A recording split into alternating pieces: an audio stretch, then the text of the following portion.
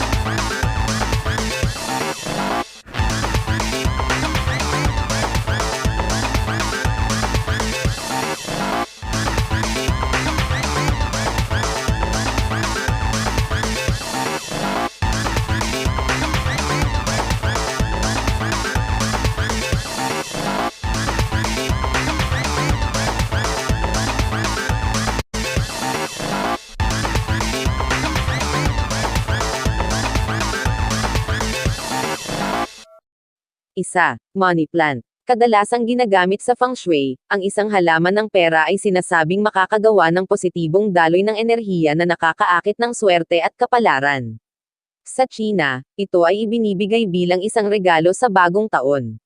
Panatilihin lamang laging tignan ang mga shoot ng halaman, dahil dapat silang laging nakaturo paitaas para makapagbigay sa iyo ng kayamanan. 2.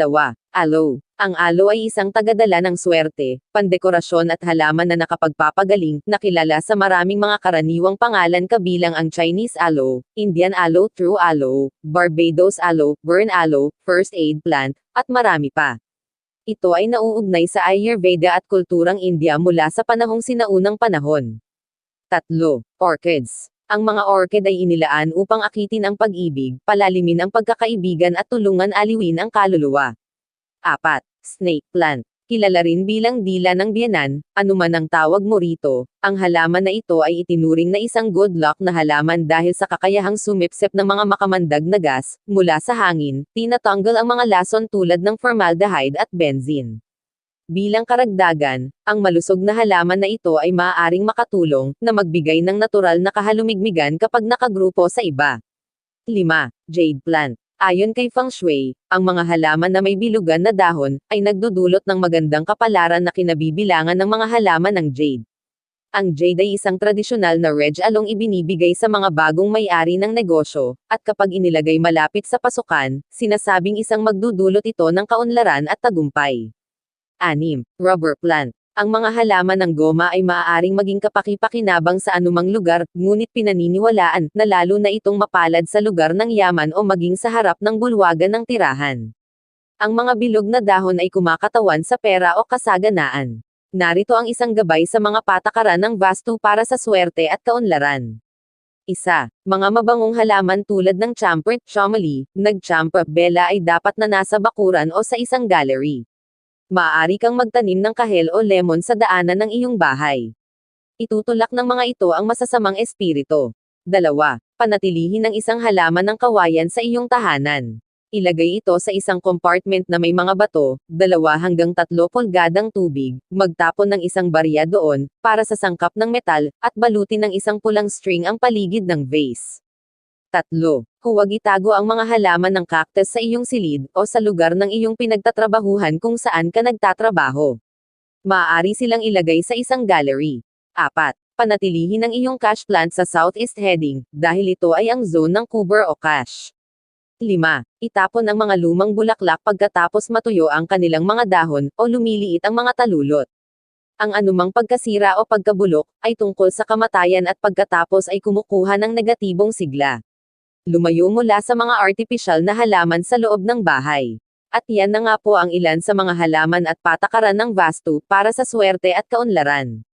Mangyaring gawin para sa akin ng isang pabor, sakaling maibigan nyo ang ating video, kung maari ay ibahagi ang bidyong ito sa inyong social media account, dahil makakatulong ito na maikalat ang magagandang tips na ito, e-like at mag-subscribe na din po kayo, para maging updated kayo sa mga bago nating mga post. Hanggang sa muli, maraming salamat.